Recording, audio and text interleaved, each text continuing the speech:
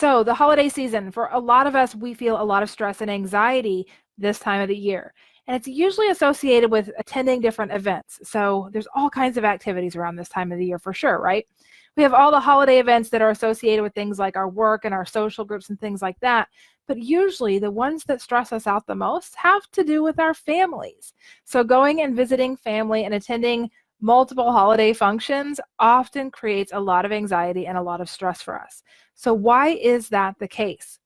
Many of us would say that we get stressed out or anxious around this because we're not people, right? Like we are introverted and we just don't like being around crowds. I think that's really interesting. But even though that may be true, and as an introvert, believe me, this is definitely something that I said myself. What's actually true is something a little bit different.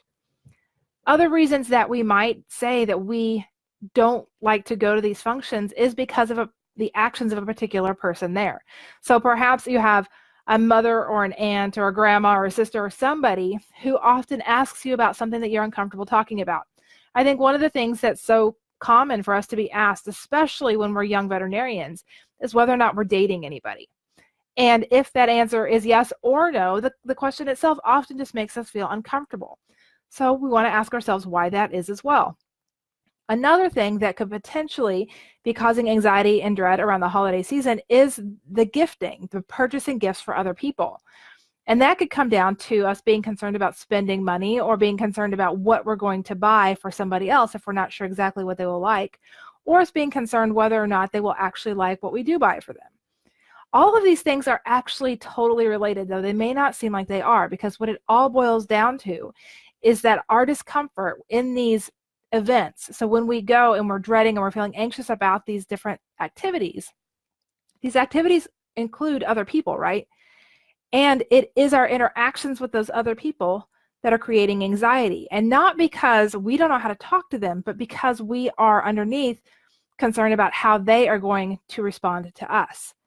So we are concerned about having to answer the question of whether or not we're dating somebody because we're afraid that they're going to judge whatever that answer is. And they might. I mean, they very well might. Odds are that family members have some kind of opinion about your relationship status. And quite honestly, it's none of their business. But because they often ask, part of the reason that we tend to dread these types of activities where lots of different people are around, especially people you haven't seen in a while, it seems like no questions are off limits, right? And so we have this fear of being judged, and we can't stop them from asking the questions. A lot of us, the only way that we could stop them from asking the questions is not to attend the event at all. And for many of us, that's the choice that we want to make. We want to say, nope, I'm not going this year. And we may get ourselves so kind of wound up in our own anxiety that we just don't go at all. Probably that's not what you really want when it's all said and done. What you really want is for people not to ask invasive questions. What you want is to not have to play into this expectation regarding the gift giving. Perhaps like if that's part of where your anxiety comes from, is the exchanging of gifts and having to buy gifts for all these people or not being sure that you get the right thing. Maybe that's where it's coming from. Maybe it's coming even from the logistics of the travel and all of that gets you to where you're going. But when it's all said and done, the main reason that most of us have anxiety and dread around the holidays is because of all the other people. Now, what you might remember if you've been hanging around here at Joyful DVM for any period of time is that we have zero control over what other people say and do. And this is something that's very easy for us to forget at this time of the year when we are back around people that we haven't seen in a while, and we just anticipate the same old behaviors and conversations are going to come up. And for some of us, we may have some kind of traumatic past experience around holidays and holiday givings or gatherings, for sure. And we have this fear that those kinds of things are going to happen again, that those people are going to behave in the same way again, that they're going to say the same things again. That anxiety, what I want you to recognize is it falls into one of the very normal 4 categories of anxiety, which is other people, right? What other people say and do. We what I also call this human interactions. We have zero control over what other people say and do. However, that being said, most of us, even though we're like, yeah, I know, I can't control at all what somebody else says and does, what we miss is the part where what the actions and the words are that other people use only influence us based on our thoughts about it.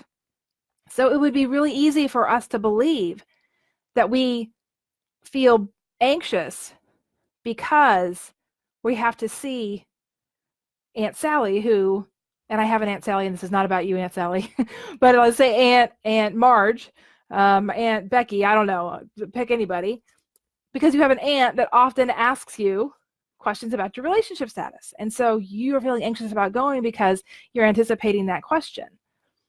And so if you don't go, you avoid the question.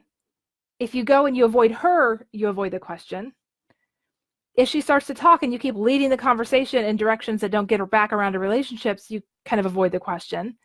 And it's all a lot of work because ultimately all you're trying to do is control what that person does. You don't have any control, and it's exhausting. And this is what all of us do. We go to these things and we try to navigate and show up in a way that's going to minimize whatever that uncomfortable thing is that we're anticipating is going to happen. And it's all our attempt to control somebody else's actions and their words. We forget we have no control over that. But more so, the whole reason we're motivated to even try is because we also forget that what other people say and do cannot cause a feeling inside of us. People cannot hurt our feelings. It's not possible. Other people do not hurt your feelings. That's not how this works. Now, this is what we're taught, for sure. I mean, when you're growing up as a small child, how often did your parents say, don't say that, you might hurt his feelings. Don't say that to so-and-so and you hurt her feelings. It's like the biggest line of crap because you actually don't have any ability to hurt somebody else's feelings. Why do we know this is true? Well, emotions, which are feelings, which are just one word, things like sad and happy and excited and mortified and embarrassed and all of those things. All of those emotions only come from one place. And that is the sentences that we're thinking in our own minds. It's not what other people say that upset us. It's what we believe about what other people say. What we believe their words mean about us or how their words impact us. That's where those feelings come from. So the way that you can approach this holiday season and all of these gatherings a little bit differently is just first start out and give yourself some space before you ever have to be there to question why it is that you're dreading it or feeling anxious about going. And really just write it all out. Why is it that you're dreading this holiday season? Once you have all those sentences written out, then take a look at it and ask yourself why for every single one of them. Are you dreading going to the family lunch on Christmas Day because somebody always gets in an argument? Okay, why is that a problem? Because arguments make me uncomfortable. Why?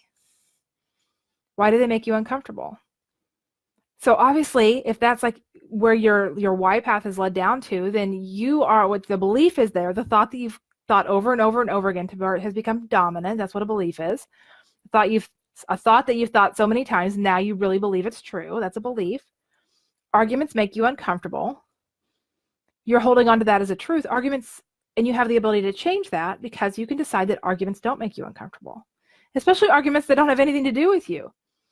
Instead, you can look at that differently. So how could you look at that differently? You want to ask yourself that. So if there are these types of things, like things that tend to happen every single year that bother you or upset you, or questions that get asked that you don't want to answer, or awkwardness around the gifts that you don't want to experience, ask yourself, why is that? And oftentimes what we find is some kind of belief that we have about ourselves.